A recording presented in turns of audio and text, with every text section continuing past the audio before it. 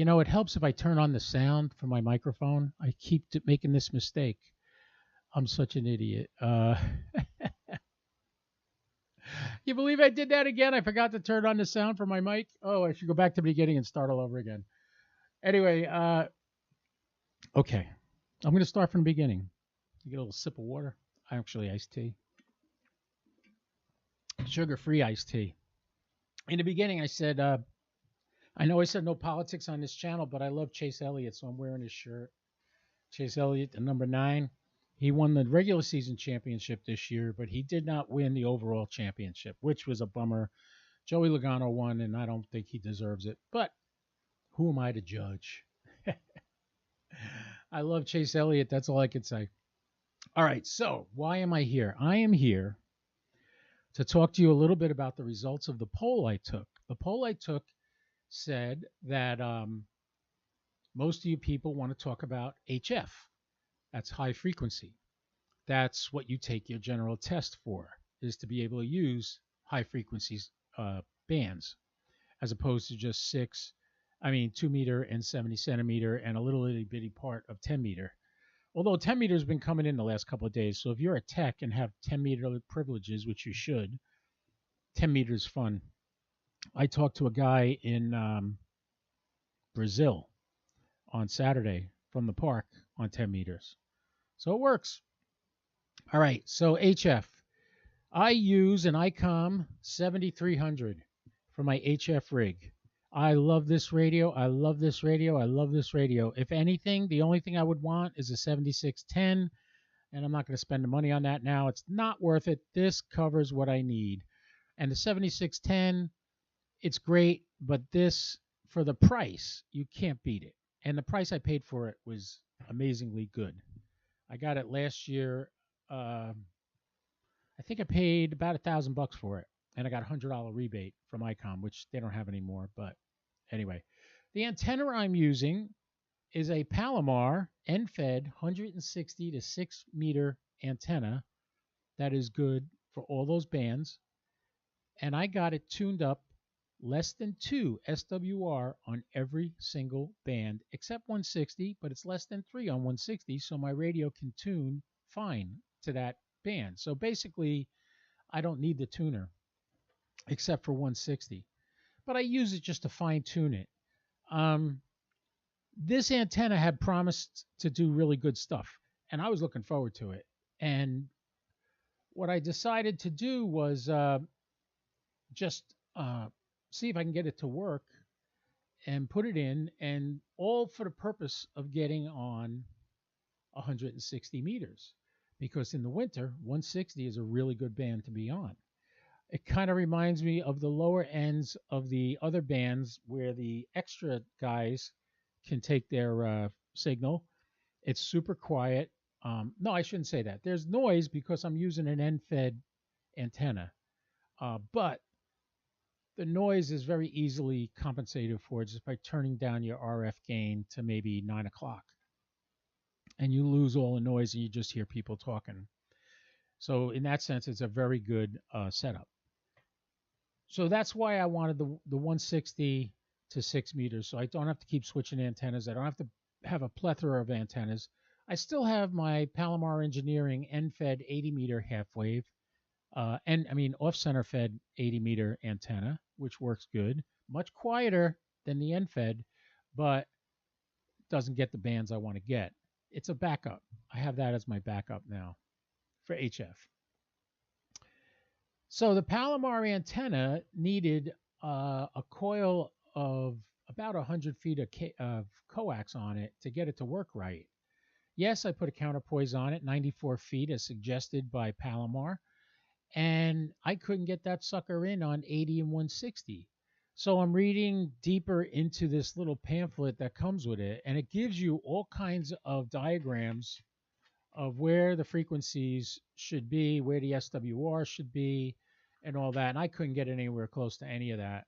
But then I found the small print where it says it needs minimum, for the 160, it needs a minimum of 100 feet of coax between the radio and the antenna.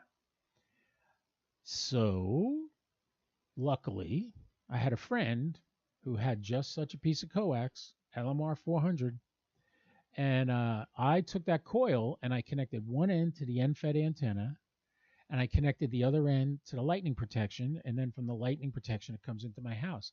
I made the mistake of putting my lightning protection like no more than 30 feet of wire after it, which won't work with this antenna. You need a lot of coax as a counterpoise to the 155-foot wire that's connected to the 9-to-1 balun called the bullet. So there, that is how you had it, what you had to do to get this to come into spec. All right, so I did. And I'm going to show you right now. Let's see. Here we go. We're going to do a transition right to the screen from the Rig Expert. And here you go. Let's do another pass. So maybe we get a darker line. All right, we got a darker line now. Okay, so what I'm going to show you on here, what you're looking at is the Rig Expert doing a sweep of the entire antenna. Okay, and what they're doing is measuring the SWR through the whole spectrum. From left to right, you have 160 meters on the left and 6 meters on the right. This is 6 meters right here. This is 160 meters right here. Now look at this. This is 160 meters. Here's 3, and at SWR of 3, it starts at SWR 3 at the bottom of the 160 meter band, and at the top of the 160 meter band, it goes back up to almost 3. But in the middle, it drops down to like 2.5, which is usable. And my tuner can tune that because my tuner's got ability to tune anything up to 3 SWR. Next, after the 160 meters, comes the 80 meter band, which is right here. And you could see, here's the 2, here's the 80 meter band, right? If you go to the edge of the 80 meter band, it's almost all at 2 or less. Now you get into the important stuff. After 80 meters comes 60 meters. That's this band right here. I don't use 60 meters. I'm not good enough to know how to use 60 meters on just the channels they tell you to use. I'll learn that eventually. There's so much more I have to learn in this hobby. It's not even funny. So that's 60 meters. The next line, this darker line, is 40 meters. And you can see the SWR is fantastic here. It's less than 2. It's maybe 1.3 at most, right about here at the edge of the band.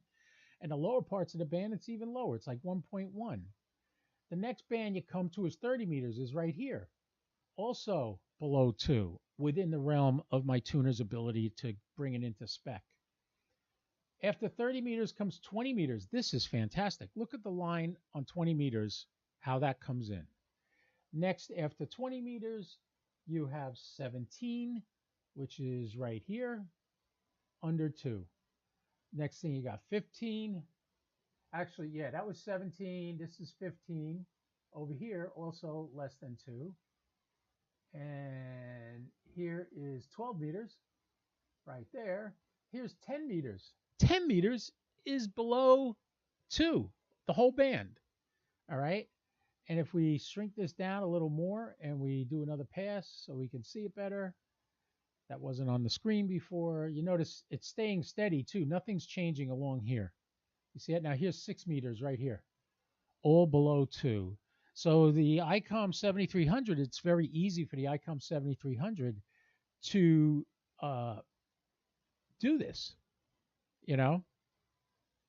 So I really wanted to use this antenna on my radio because I wanted to be able to use 160 meters. During the winter, 160 is a really good band.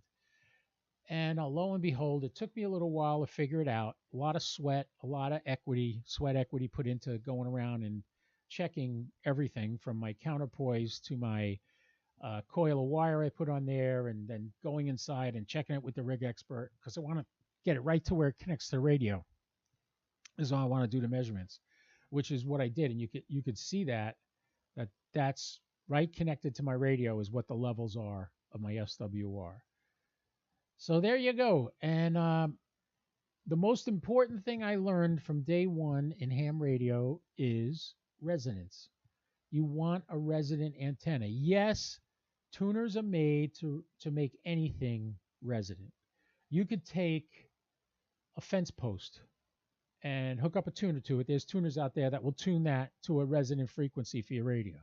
so you don't blow up your radio. But what the hell is that? That's not going to be good because the tuner's taking power away from your transmitting ability. I sit and I do Parks on the Air, and I hear guys. I heard a guy in Spain, like he was sitting next to me, and some guy asked him what he's using. He had a 1,500 watt amplifier on a radio with a giant Yagi that he was aiming towards the United States. Okay, you can talk. It's great. But where's the challenge in that? God, I could hook up a giant amplifier to anything and talk to the world. Where's the challenge in that? I will tell you this. If you take time to make sure your antenna is resonant first, before you even hook it up to the radio, make sure it's resonant first. Once you know your antenna is resonant, now you do things to eliminate loss in the feed line. In HF, it's not that big a deal because the waves are so big. But when you get to 70 centimeter and 2 meter, you put a coupler. You got a bullet or a barrel in the line. That cuts off 0.25% of a watt of power. So you get 10 of those in line and a surge protector and all this other stuff. You're killing the power of your radio.